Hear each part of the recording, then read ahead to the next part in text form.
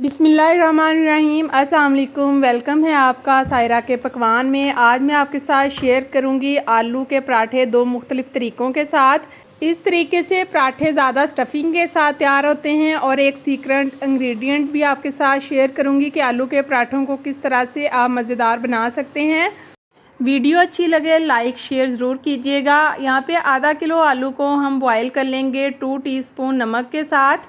आलू को हम 90% तक कुक करेंगे, बहुत ज़्यादा भी गले हुए नहीं होने चाहिए। छीलने के बाद इनको फोर्क से अच्छी तरह से मैश कर लेंगे। आलू को बॉयल करने के बाद गरम गरम ही आपने मैश करना है। अगर आलू ऐसे पड़े रहें तो वो लेस छोड़ देते हैं। आलू के पराठे चटपटे बनाने के लिए कुछ स्पाइसी शामिल करेंगे। 2 टेबलस्पून यहाँ पे सब्ज़ धनिया इस्तेमाल करेंगे। 2 सुरख मिर्चें, 2 सब्ज़ मिर्चें बारीक काट लेंगे। 1 टीस्पून नमक का या according to taste. 1.5 teaspoon red chili flakes. 1 teaspoon ज़ीरा। 1 टीस्पून काली मिर्च। 1 टेबलस्पून खुश्क धनिया के बीज को हल्का दादड़ा सा कूट लेंगे। सीक्रेट इंग्रेडिएंट में जाएगा 1 टीस्पून खटाई पाउडर, इसे आमचूर का पाउडर भी कहते हैं। 1 टेबलस्पून चिकन पाउडर, ये जस्ट ऑप्शनल है, इससे बहुत ही अच्छा फ्लेवर आता है। 1 लेमन का जूस और 1 मीडियम साइज़ की प्याज को बारीक चॉप कर लेंगे। स्पाइसेस की डिटेल मैं डिस्क्रिप्शन बॉक्स में भी मेंशन कर दूंगी, ये आप अपने टेस्ट के हिसाब से भी शामिल कर सकते हैं। अब सारे स्पाइसेस हम आलू के मिक्सचर में शामिल कर देंगे। इसमें लेमन का रस डालेंगे और इन सबको अच्छी तरह से मिक्स कर लेंगे। बहुत ही मज़ेदार चटपटी सी स्टफिंग हमारे पास यहाँ पे तैयार है। वीडियो को पूरा देखिएगा, आपके साथ कुछ टिप्स भी शेयर करूँगी कि किस तरह आलू के पराठे को हम क्रिस्पी बना सकते हैं।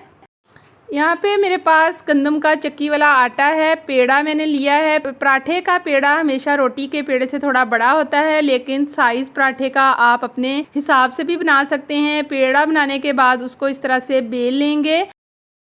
पहले तरीके से जो हम पराठा बनाएंगे उसमें पेड़े को हम ओवल शेप में इस तरह से बेलेंगे और जितने भी पराठे आपने बनाने हैं इस तरह से बेल के रख लेंगे। इस शेप में बेल लेने के बाद आप इस तरह से कर्व दें दोनों पेड़ों को और इसके 3 पार्ट्स बन जाएंगे। इसमें आप इस तरह आलू की स्टफिंग के बॉल छोटे छोटे बना के वो रखें और दोनों पेड़े मैं इसी तरह से तैयार कर रही हूँ। इस मेथड से अगर आप पराठा बनाएंगे तो ज़्यादा स्टफिंग के साथ पराठा तैयार होगा और जो आटे की लेयर्स हैं वो भी आपको बहुत ज़्यादा मोटी मोटी फील नहीं होंगी। अगर ये आप वाइट आटे से बनाएंगे तो वो बहुत ही ज़्यादा मज़े के पराठे बनेंगे। दोनों पेड़ों को अब हम लेयर्स को इस तरह से फ़ोल्ड करेंगे। पहले एक लेयर को फ़ोल्ड करेंगे और अब दूसरी लेयर को ऊपर रख के फ़ोल्ड करके साइड से हल्का सा लॉक कर देंगे। दोनों पेड़े यहाँ पे तैयार हैं।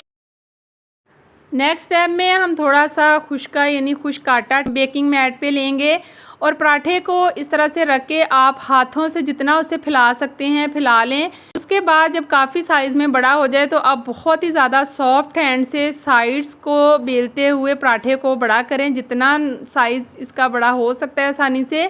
क्रिस्पी पराठा बनाने के लिए फ्राई पैन आपका गर्म होना चाहिए मीडियम टू हाई फ्लेम पे। अगर आप ठंडे तवे पे पराठा डाल देंगे तो वो क्रिस्पी नहीं बनेगा। एक साइड को चंद सेकंड के लिए पकने दें और साइड चेंज करने के बाद आप इस पर घी लगाएं। घी लगाने से भी पराठा बहुत ही ज़्यादा क्रिस्पी बनता है। आप देसी घी का पराठा बनाएंगे तो उसका टेस्ट डबल होगा। ये बिगनर्स के लिए बहुत ही बेस्ट रेसिपी है, आप इसको फॉलो करते हुए बहुत ही मज़े के पराठे बना सकते हैं। एक साइड कुक होने के बाद आप इसकी साइड चेंज करें और दूसरी साइड पे भी घी लगाएं। घी आप अपनी डाइट के हिसाब से कम या ज़्यादा लगा सकते हैं, लेकिन ज़्यादा घी से पराठा जो है बहुत ही मज़े का और क्रिस्पी बनता है। लो फ्लेम पे अगर आप पराठा पकाएंगे तो वो क्रिस्पी नहीं बनेगा। यहाँ पे एक पराठा तैयार करने के बाद मैं दूसरा पराठा बना रही हूँ। अब ये सेकंड मेथड आपको बताऊँगी, ये भी बहुत ही आसान है और इस मेथड में भी काफ़ी ज़्यादा स्टफिंग होती है।